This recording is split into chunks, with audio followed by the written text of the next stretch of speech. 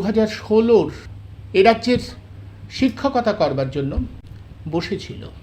তারপরে বারবার তাদের বিপর্যস্ত হতে হয়েছে, দুর্নীতির অভিযোগ উঠেছে, মামলা হয়েছে, বাতিল হয়ে গেছে। দিনের পর দিন এইসব ছেলেপিলেরা রাস্তায় বসে থেকেছেন, বারবার বলেছেন সরকার যেন গোটা বিষয়টা সুরাহা করে। যারা দুর্নীতি করেছে তাদের বাদ দিয়ে যারা দুর্নীতি করেনি, যারা যথার্থ পথে বা নিয়ম মেনে পরীক্ষা দিয়েছে তাদের যেন নিয়োগ দেওয়া হয়। সেই টালবাহানা চলতেই থেকেছে। আর এদের ভাগ্য ক্রমেই অনিশ্চিত হয়ে গেছে। তারপর গঙ্গা দিয়ে অনেকটা জল বয়ে গেছে, আমরা জানি। এ রাজ্যে সরকার বদল হয়েছে, নতুন সরকার এসেছে। এখন সেই নতুন সরকার আসবার পরে খবরের অভিমুখ পাল্টে গেছে। তথাকথিত মূলধারার মিডিয়া এখন আর এদের দিকে খুব একটা ফিরে তাকায় না, এরা আলোচনার বাইরে চলে গেছে। কারণ মনে পড়ে না কেমন আছে সেই সব বঞ্চিতরা যারা শিক্ষকতা করবার জন্য বসেছিলেন, পরীক্ষা দিয়েছিলেন, তারপরে সরকারের নানা দুর্নীতির কারণে তাদের জীবনে এক বিপর্যয় নেমে এসেছে। সেই বিপর্যয় থেকে তারা উতরাতে পারল কি না, কি হলো তারা চাকরি পেল কি না, বা চাকরি পাওয়ার কোনো সম্ভাবনা আছে কি না, নতুন সরকার এসে তাদের বিষয়টা অগ্রাধিকার দিয়ে ভাবছে কি না, সেই বিষয়গুলো না আলোচনার একেবারে বাইরে চলে গেছে।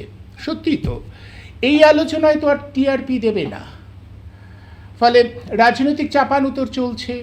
কোথায় ডিম ছড়া হচ্ছে, কোথায় ডিম থেরাপি হচ্ছে, কাকে শিক্ষা দেওয়া হচ্ছে, কোন নেতার কত বড় বাড়ি, কত বড় গাড়ি, কত দুর্নীতি, সেসব চলছেই।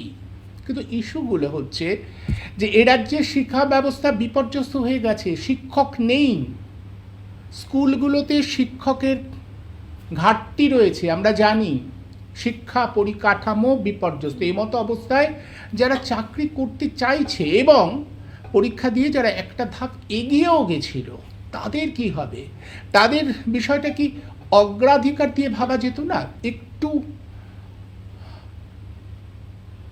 তাড়াতাড়ি করবার বিষয়টা দেখা যেত না? একটু তাড়াতাড়ি করে তাদের বিষয়টা নিয়ে একটা আলোচনায় আসা যেত না?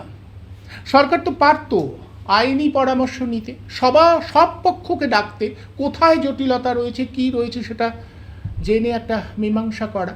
না, কিছু হয়নি। এরা যে তিমিরে ছিল সেই তিমিরেই থেকে গেছে। এরা একটা সংগঠন তৈরি করেছে সমস্ত বঞ্চিত শিক্ষকদের নিয়ে, মাঝে মাঝে আন্দোলন করছেন। কিন্তু কি হবে আন্দোলন করে? এর আগে তো রাস্তায় বসেছিলেন এরা দিনের পর দিন। আমরা জানি গোটা পৃথিবীতে এমন ইতিহাস বা এমন নজির আছে কি না আমাদের জানা নেই যে চাকরি প্রার্থীরা রাস্তায় কাটিয়ে দিচ্ছে দিনের পর দিন পেরিয়ে বছর। আলোচনার জন্য সরকার ডাকেনি, সরকার আলোচনা করেনি। তাদের ওই বসে থাকাকে উপেক্ষা করাই শ্রেয় বলে বিবেচনা করেছিল আগের সরকার। এই সরকার কি নতুন করে কিছু ভাবছে? এখনো পর্যন্ত তার কোনো ইঙ্গিত নেই। বরং এই সমস্ত ছেলেপিলেরা যারা বঞ্চনার শিকার হয়েছে তারা জানে না তাদের আগামী ভবিষ্যৎ কি হবে।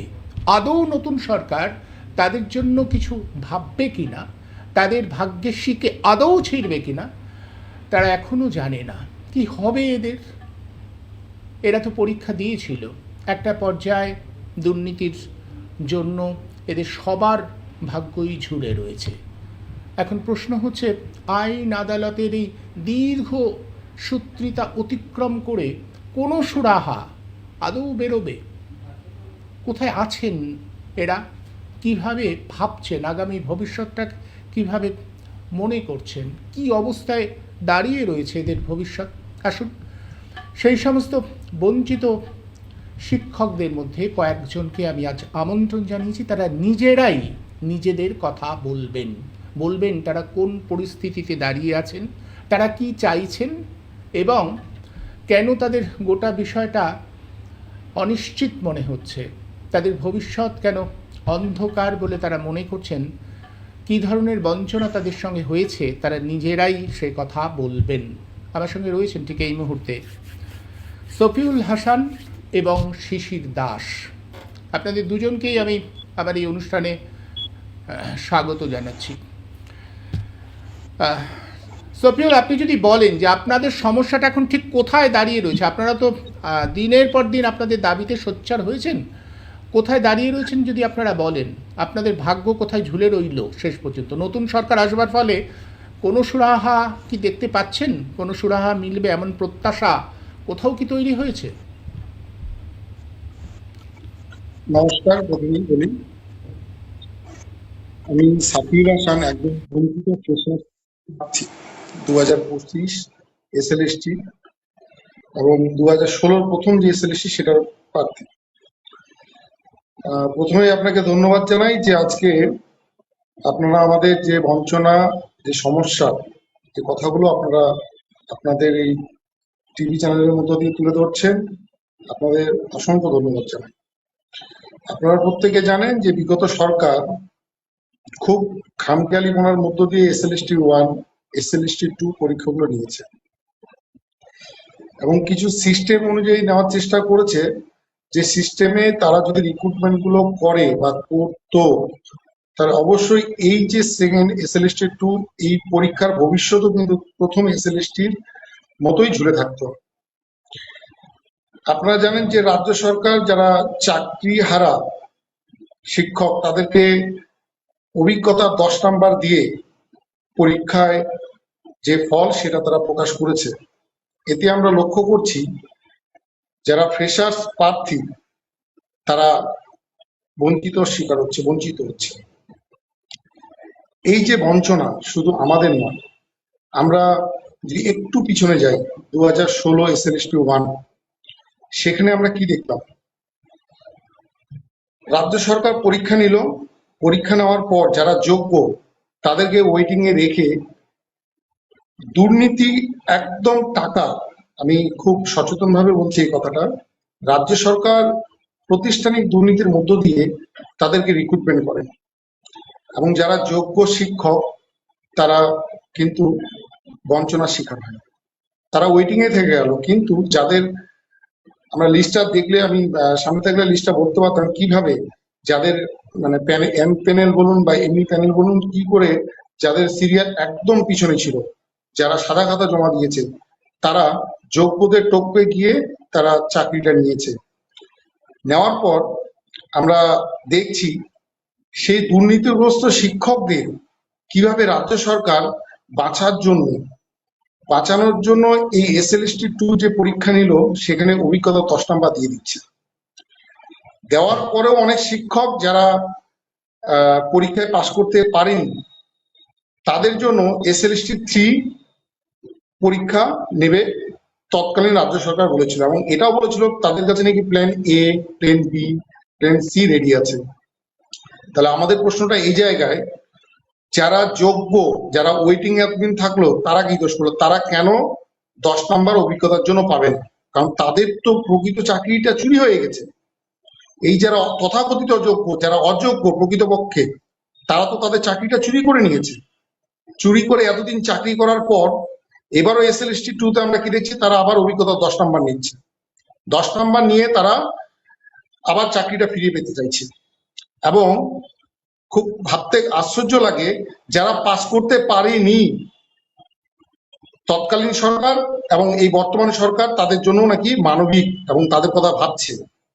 তার মানে এটাই দাঁড়ায় যে এসএলএসটি 3 যখন পরীক্ষাটা নেবে তাদেরকে আবার এই 10 নাম্বার অভিজ্ঞতা দিয়ে দেবে। এইভাবে যদি অভিজ্ঞতা 10 নাম্বার দিয়ে দেয় তাদেরকে, শুধু তাদেরকে তো দেওয়া হচ্ছে না, প্যারালালি কারা পাচ্ছে? কেবিএস, এনবিএস, ভোকেশনাল থেকে শুরু করে প্যারা টিচার, পার্ট টাইমার, প্রত্যেকেই 10 নাম্বার পেয়ে যাচ্ছে অনুদানের মতো। ফলত যারা শিক্ষিত নতুন প্রজন্ম তারা একের পর এক বঞ্চিত হতেই থাকছে। সেই জন্য আমরা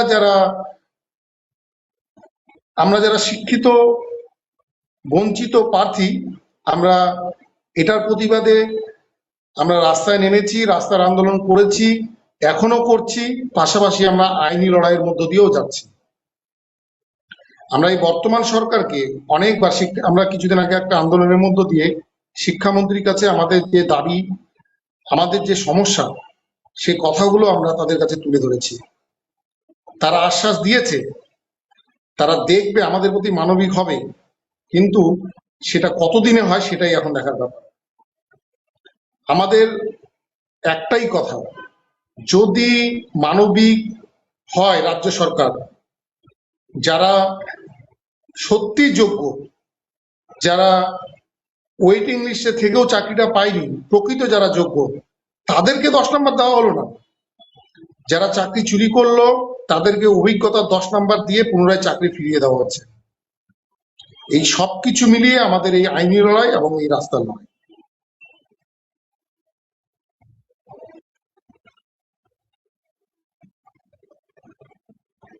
হলো সুপ্রিম কোর্ট তো বলেছিল যে পুরনো প্যানেলটা পুরোপুরি বাতিল, তাহলে যারা যেটা বাতিল হয়ে গেল সেখানে অভিজ্ঞতার জন্য 10 নম্বর দেওয়া, এটা এটা কি করে হলো, বা এটা হয় কি করে, এটা কোন ধরনের নৈতিকতা স্থাপন, সেটা নিয়ে তো সত্যি প্রশ্ন ওঠে। যারা নতুন চাকরি পরীক্ষায় বসছে তারা কেন 10 নম্বর কম পাবে এমনিতে?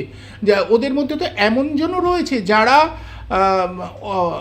চুরি করে চাকরি পেয়েছিল, এমনটাও তো বলা হচ্ছে যে কিছু তো অবশ্যই ছিল যারা চুরি করে চাকরি পেয়েছে, তারাও তার মানে 10 নম্বর পেয়েছে অতিরিক্ত।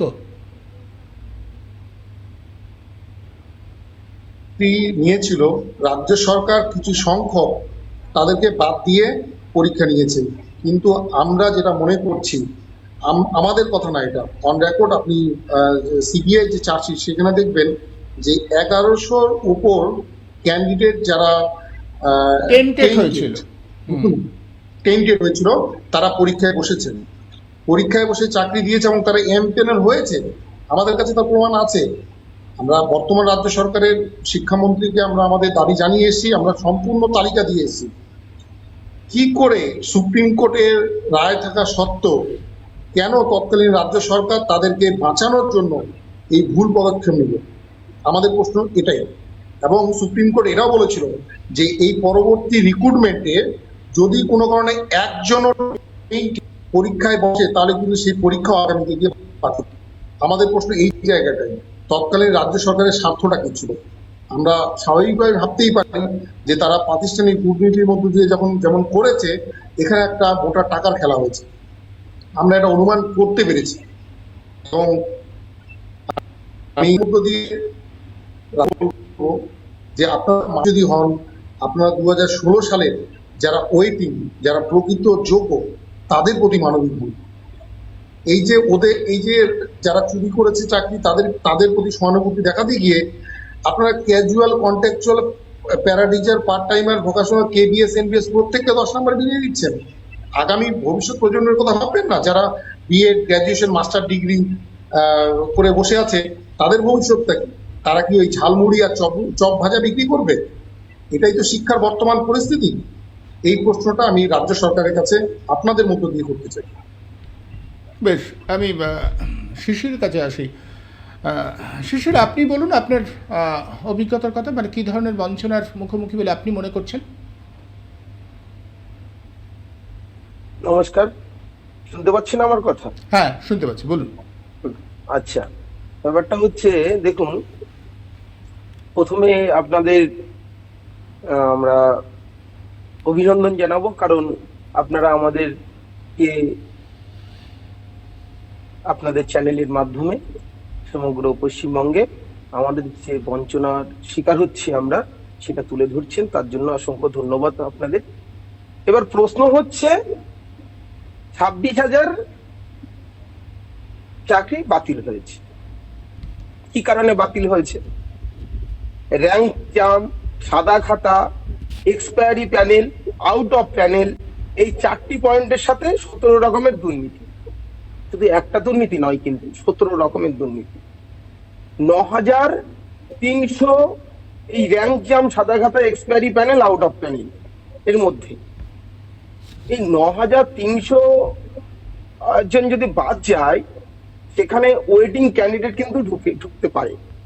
যারা 2016 সালের ওয়েটিং ক্যান্ডিডেট, যারা প্রকৃত যোগ্য, তারা চাকরিটা পায়নি, সুযোগটা পায়নি, কারণ র্যাঙ্ক জাম করে আউট অফ প্যানেল থেকে চাকরিটা পেয়ে গেছে, তারা বঞ্চনার শিকার হয়েছে। এমনকি 2025 সালের যে পরীক্ষাটা হয়েছে, সেই পরীক্ষাটাও কিন্তু তারা বুঝতে পারেনি, অনেকেই আছে, কারণ তাদের বয়সটা পেরিয়ে গেছে। আমরা দেখেছি এর আগে 2016 সালের প্রার্থীরা, ওয়েটিং যারা ক্যান্ডিডেট, তারা পথে নেমেছে, রাস্তায় নেমেছে, অনশন করেছে, ধর্ণা মঞ্চ করেছে, এবং সিবিআই এর মাধ্যমে তৎকালীন সময়ে তৃণমূল সরকার যে দুর্নীতি করেছিল সেটা প্রকাশ্যে এসেছে। তাদের আন্দোলনকে কিন্তু গুরুত্ব দিতে হবে, গুরুত্ব সহকারে দেখতে হবে, কারণ সেই অনশনের কথা ভুললে চলবে না। কেন প্যানেল বাতিল হলো? কিন্তু তারাই যদি বঞ্চনার শিকার হয়, 2016 সালে যারা ওয়েটিং ক্যান্ডিডেট, তারা তো পরীক্ষায় দিতে বসতে পারলো না 2025-এ, যেখানে 9300 জন ওয়েটিং ক্যান্ডিডেট চাকরিটা পেত, সেখানে টাকা দিয়ে চাকরি পেয়েছে, যার টাকা আছে সে চাকরি পেয়েছে। পশ্চিমবঙ্গের শিক্ষার মেরুদণ্ড ভেঙে চূর্ণ বিচূর্ণ হয়ে গেছে। তৎকালীন সময়ে তৃণমূল সরকার যা করেছে তার জন্যই কিন্তু মানুষ পরিবর্তন চেয়েছিল, যে এইভাবে চলতে পারে না, আমাদের বাংলার শিক্ষা ব্যবস্থা ভেঙে ধ্বংস হয়ে যাচ্ছে। আরেকটা কথা বলি আপনাকে, গ্যাজেটে ইডব্লিউএস এর কোনো সুযোগ সুবিধা ছিল না, তা সত্ত্বেও ইডব্লিউএস ক্যান্ডিডেটদের সংরক্ষণের আওতায় আনা হয়েছে। এই যে 2025-এর যে এসএলএসটি এক্সামটা হলো, ইডব্লিউএস এর কোনো কথাই ছিল না, কিন্তু সেখানেও কিন্তু সংরক্ষণের আওতায় আনা হয়েছে তাদেরকে। কেন মানে এটা কেন হয়েছে বলে আপনাদের মনে হয়? দেখুন, গ্যাজেট যখন প্রকাশ করা হয় তখন ইডব্লিউএস যারা অর্থনৈতিক দিক থেকে দুর্বল, ইডব্লিউএস ক্যান্ডিডেট কোনো ভ্যাকান্সি গ্যাজেটে প্রকাশ ছিল না, মানে প্রকাশিত হয়নি সেই সময়। তাহলে কেন ইডব্লিউএস এই ক্যান্ডিডেট সংরক্ষণের আওতায় আসবে? এটা তো অসাংবিধানিক। আচ্ছা, এবার হচ্ছে এসএলএসটি 2025-এর ফ্রেশ রিক্রুটমেন্ট প্রক্রিয়া আমাদের দাবি 2025 সালের সকল চাকরি প্রার্থীদের ওএমআর প্রকাশ করতে হবে, স্বচ্ছতার পরিচয় দিতে হবে। 2016 সালের যদি ওএমআর 2026 সালে এসে প্রকাশ করা হয়, তবে কেন 2025-এর ওএমআর প্রকাশ করা হবে না? ওএমআর ম্যানিপুলেট করে নাম্বার বাড়ানো হয়েছে, যা খবর আছে আমাদের কাছে। একবার এক্সাম দেওয়া হয়ে গেলে পরে সেই ওএমআর আর ঠিক করা যায় না। আমাদের কাছে খবর আছে, আমরা নিজে চোখে দেখেছি যে এসএসসি অফিসে গিয়ে তারা ওএমআর ঠিক করেছে। সুতরাং 2025-এর ওএমআর জনসমক্ষে আনতে হবে। আচ্ছা, আর আমরা দেখেছি যে উদ্দেশ্য প্রণোদিত ভাবে ইন্টারভিউয়ের আগেই ইন সার্ভিসদের অভিজ্ঞতা 10 নম্বর সংযুক্ত অসাংবিধানিক ভিত্তিতে সকল বঞ্চিত ফ্রেশারদের সঙ্গে কি করা হয়েছে? অন্যায় করা হয়েছে। 10 নম্বর সংযুক্ত অসাংবিধানিক। উক্ত 10 নম্বর অবিলম্বে বাতিল করে সমতার ভিত্তিতে সকল বঞ্চিত চাকরি প্রার্থীদের ইন্টারভিউ অংশগ্রহণের সুযোগ দিতে হবে। কেউ দেবে 90 নম্বরের পরীক্ষা, কেউ দেবে 100 নম্বরের পরীক্ষা, এটা মেনে নেওয়া যায়? আমি একজন টিচার, আমি ছাত্রছাত্রীর পরীক্ষা নিচ্ছি, একজনকে 100 নম্বরে মূল্যায়ন করছি, একজনকে 90 নম্বরে মূল্যায়ন করছি, তো সঠিক মূল্যায়ন তো হবে না। ফ্রেশাররা তো বঞ্চিত থেকে যাবে, তারাও তো বিএড করেছে, তাদেরও তো প্রশিক্ষণ আছে। সুতরাং এই 10 নম্বর অগ্রিম দিয়ে অযোগ্য প্রার্থীদের সুযোগ করে দেওয়ার কিন্তু চেষ্টা চলেছে। সেই সময়ে যারা টাকা দিয়ে চাকরি পেয়েছিল তাদেরকে পুনরায় আবার চাকরি ফিরিয়ে দেওয়ার জন্যই কিন্তু এই 10 নম্বরটা দেওয়া হয়েছে, যেটা অসাংবিধানিক। ভারতবর্ষের 14 নম্বর এবং 16 নম্বর ধারা অনুযায়ী সরকারি চাকরিতে সকলের সমান অধিকার দিতে হবে। তারপরে অসাংবিধানিক বলছেন, শিশির এখানে আপনারা অসাংবিধানিক বলছেন, এটাকে চ্যালেঞ্জ করে আদালতে যেতে পারেন তো আপনারা? হ্যাঁ, অবশ্যই। আমরা তো আদালতে কেস করেছি, হাইকোর্টে কেস চলছে আমাদের। আমরা আশাবাদী, আমরা কেস জয়লাভ করবই করব, কারণ এইভাবে অন্যায় মেনে নেওয়া যায় না। আমরা কেস করেছি, আপনি ঠিকই বলেছেন স্যার। আর একটা পয়েন্ট যেটা হচ্ছে 2016 সালের এসএলএসটিতে এক্সপায়ারি প্যানেল সহ যে সকল শিক্ষক শিক্ষিকা পদপ্রার্থীগণ সিবিআই রিপোর্ট কর্তৃক অবৈধ বলে চিহ্নিত হয়েছিল, তাদের অবিলম্বে এসএলএসটি 2 2025-এর ফ্রেশ রিক্রুটমেন্ট থেকে বাতিল করতে হবে। এটা তো এক্সপায়ারি প্যানেল। আপনার ওটা বুঝুন, যেটা এক্সপায়ারি হয়ে গেছে তার তো কোনো অস্তিত্ব থাকার কথা নয়, এটা নিয়ম বলে তো কিছু আছে। আর যে সমস্ত শূন্য পদ আপ টু ডেট হিসাবে এসএলএসটি 2 2025-এর ক্ষেত্রে পাওয়ার কথা ছিল, তার একাংশ শূন্য পদ সংযুক্ত না করে বিগত সরকার চেপে রেখেছিল। সেই সমস্ত শূন্যপদ অবিলম্বে SLST 2025 প্রক্রিয়ার সঙ্গে সংযুক্ত করতে হবে। কারণ 14 বছর কিন্তু SLST তে নিয়োগ হয় না।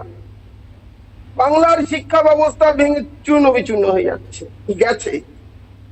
গ্রামের শিক্ষা ব্যবস্থা তো খুবই খারাপ, আমি তো দেখতে পাচ্ছি আমাদের আশেপাশে যে স্কুলগুলো আছে।